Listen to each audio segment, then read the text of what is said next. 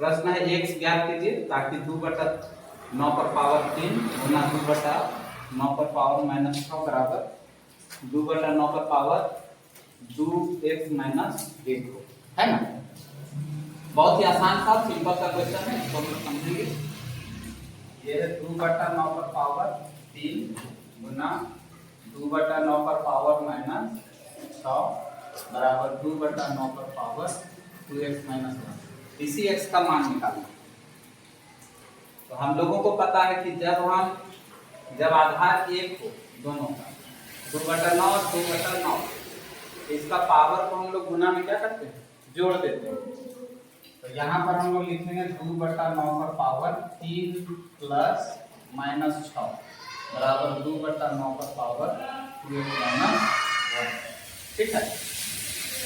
अब इसके बाद यहाँ पर हम देखेंगे 2/9 पर पावर 3 प्लस -6 बराबर 2/9 पर पावर 2x - 1।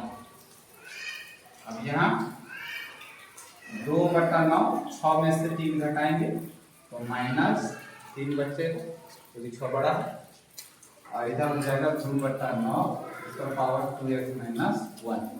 अब यहाँ पर देखेंगे दोनों का आधार एक है, तो घातांक दोनों का बराबर होना चाहिए। इसका मतलब है 2x - 1 बराबर कितना है, -3। तो यहाँ से वही लिखेंगे 2x - 1 बराबर कितना होगा, -3। और यहाँ 2x = -3, इधर माइनस में बाहर जाएगा तो प्लस में, इधर ही माइनस में है बाहर जाएगा तो प्लस में, तो 2x बराबर -2 हो। अब x के साथ 2 इधर गुना में, इसको RHS की तरफ ले जाएंगे तो क्या हो जाएगा, डिवाइड में, भागा में, तो -2/2 काटेंगे तो ये x का जो मान है वो -1 x = -1, ये इसका आंसर है। ठीक है। वीडियो यदि अच्छा लगे तो लाइक शेयर करें, और अगली वीडियो के साथ फिर मिलेंगे। ये है क्लास 8 का एक्सरसाइज 4.1 का 7वां number question. Question number 7, class 8 का एक्सरसाइज 4.1 क्वेश्चन नंबर 7वां। प्रश्न देखते हैं क्या है।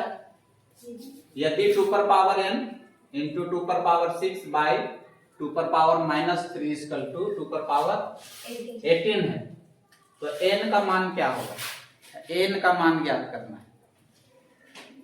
बिल्कुल साधारण सा क्वेश्चन है, इसको हम लोग आसानी से बना सकते हैं। आइए इसको बनाते हैं। ध्यान ये रखना है कि जब आधार एक हो, आधार एक हो, 2 पर पावर 3 गुना 2 पर पावर 4, तो यदि दोनों का आधार एक है, चाहे 2 हो या 2/4 हो, यहाँ भी 2/4, 1/5 हो, और इस पर पावर 3 गुना 1/5 पर पावर 4, तो इसको आधार कहते हैं, जिस पर पावर दिया गया है। तो यदि दोनों का आधार एक है तो गुना में इसका पावर जो है उसको हम लोग जोड़ते हैं, 2 पर पावर 3 गुना 4 हो, 3 जोड़ 4 होगा। क्यों होगा ऐसा, तो 2 पर पावर 3 है, इसका मतलब है ये 3 टाइम, 2 पर पावर 4 है, इसका मतलब ये 4 टाइम। टोटल कितना हो गया, तो 7 होगा, तो 2 पर पावर 7 होता है। तो हम इतना लंबा नहीं लिख करके डायरेक्ट यहाँ लिखते हैं कि गुना में यदि आधार एक है तो गुना में पावर को हम क्या करते हैं, जोड़ देते हैं। और यदि यही भागा में रहता है 2 पर पावर 4 भागा 2 पर पावर 3, तो देखेंगे यहाँ 2 पर पावर 4 है, इसका मतलब ये 4 टाइम गुना में, और ये 3 टाइम। तो यहाँ पर 2 पर पावर 4 है, डिवाइड है 2 पर पावर 3, इसका मतलब है कि ये 4 टाइम और ये 3 टाइम। इसको काटेंगे तो ये 3 बार में 2 एकम 2, 2 एकम 2 और 2 एकम 2 कटेगा, बचेगा कितना, 2 बचेगा।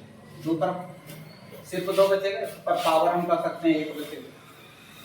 तो इतना लंबा नहीं करके यदि हम चाहें कि डिवाइड में क्या होता है तो इसका पावर जो है वो घट जाता है। तो 2 पर पावर 4 है और यहाँ 3 है, इसका मतलब है 2 पर पावर कितना बचेगा 1। तो ये हो गया 2 पर पावर 1 यानी सिर्फ 2, ये इसका आंसर है। तो सीधे तरीके से हमें पता है कि जब आधार 1 हो तो उसका जो घात है उसको हम लोग क्या करते हैं जोड़ देते हैं। आधार 1 है तो गुना में हम लोग पावर को क्या करते हैं जोड़ देते हैं। आधार 1 है तो भागा में हम लोग पावर को क्या करते हैं घटा देते हैं। ये सिंपल हम लोगों को याद रखना है। तो यहाँ पर 2 पर पावर n गुना 2 पर पावर 6 है बटा 2 पर पावर -3 बराबर 2 पर पावर 18। इसमें ये जो n है इसका मान हमें ज्ञात करना है। अभी हम तुरंत बताएं कि ये दोनों का आधार 2 है, इसका जो पावर है वो क्या होगा जुट जाएगा, जुटेगा। गुना में पावर को हम क्या करते हैं जोड़ देते हैं। तो यहाँ पर हो जाएगा 2 पर पावर n + 6 बाई 2 पर पावर -3 बराबर 2 पर पावर 18। कोई दिक्कत? एक और काम है, यहाँ पर ये क्या है भागा में है, ये किस में है भागा में। इन दोनों का आधार 2 है, 2 का भी आधार, इसका भी आधार 2 पर पावर n + 6 हो गया और इसका 2 पर पावर -3 है बराबर 2 पर पावर 18। तो यहाँ पर देखेंगे ये दोनों का आधार 1 है और ये है किस में विभाजन में, भागा में। तो जब भागा में है तो इस पावर को हम क्या करेंगे घटा देंगे। तो सिंपल सा घटा देंगे। तो यहाँ पर हो जाएगा 2 पर पावर पहले से n + 6 है, अब इसका पावर माइनस में पहले से तो घटाना है तो माइनस हम देंगे और ये -3 लिखेंगे बराबर 2 पर पावर कितना होगा 18। तो दिक्कत है समझ में आ रहा है? यहाँ पर 2 पर पावर हो जाएगा n + 6 माइनस माइनस +3 = 2 पर पावर 18 हो गया। यहाँ तक समझने में कोई दिक्कत है नहीं, बहुत आसानी से समझ में आ रहा हो। अब यहाँ पर हम देखेंगे अचर पद यहाँ n है तो n को छोड़ देंगे, बाकी इन दोनों नंबर को क्या करेंगे जोड़ देंगे। तो 6 और 3 कितना हो जाएगा 9। तो 2 पर पावर यहाँ 18।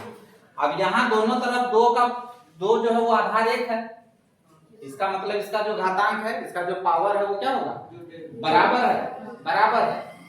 इसका मतलब है कि n + 9 और 18 ये दोनों क्या है बराबर है। तो यहाँ लिख देंगे n + 9 बराबर 18। अब यहाँ पर 9 प्लस में है, LHS में अभी प्लस में रहेगा, RHS की तरफ ले जाएंगे इसको माइनस में हो जाएगा। n = हो जाएगा 15 - 9। n का जो वैल्यू है वो कितना हो जाएगा 9। ये इसका आंसर है। समझने में कहीं दिक्कत है? तो इस तरह से हम लोगों को अपना प्रश्न हल करना, ठीक है।